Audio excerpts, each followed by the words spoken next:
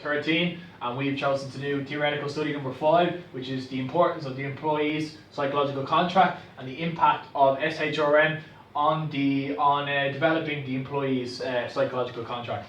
So first of all, we need to define what is psychological contract. Guest and Conway have defined it as the perceptions of the two parties, the employee and the employer, and what their obligations are towards each other.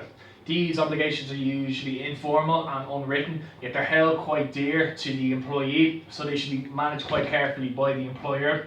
An example of this is there could have been promotional opportunities discussed in the interview process.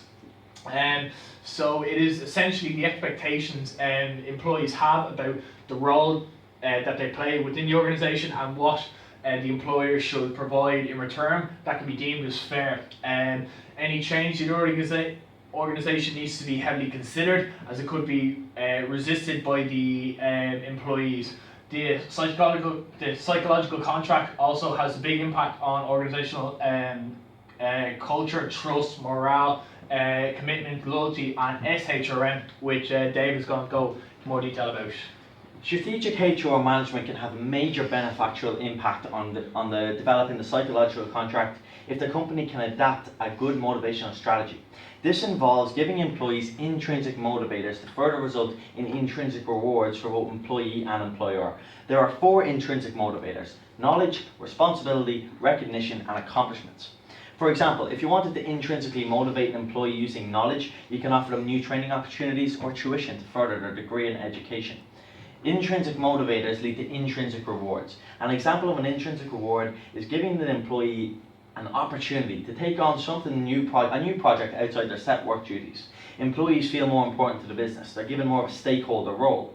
These rewards develop the employee's commitment to the business. It increases the employee's effort and interest in their job and their day-to-day activities and roles. It creates more compliance with the employers who've given them a larger stake in the company, and it also furthers their competence by having the employees strive to complete their self-set goals and their standards as well.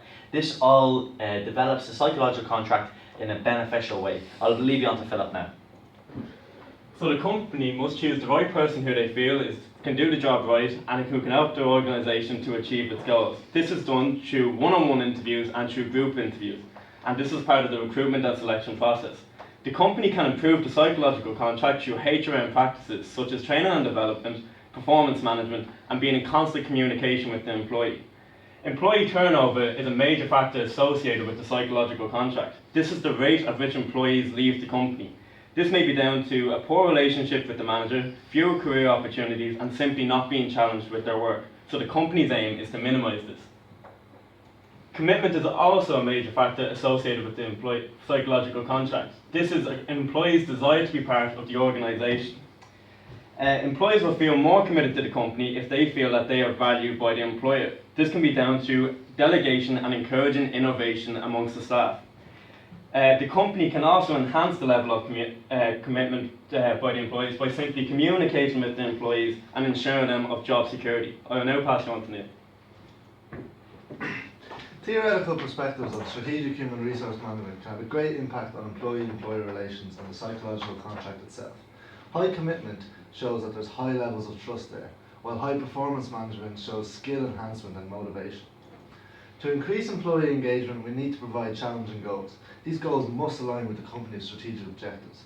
Positive feedback and recognition for accomplishments are very important as well, and appreciation for any extra voluntary contributions. There are also negatives involved with over-engagement and commitment. These include employee burnout. This is when employees are under too much pressure to perform, and it can have a great impact on the psychological contract. The organisation can alter their HR strategy in order to reduce the negative impact and improve their relations with the employee. To conclude, understanding and effectively managing psychological contracts is essential for the organisation's success. For a continuing and cooperative relationship to exist between the employee and the organisation, a balanced psychological contract is necessary.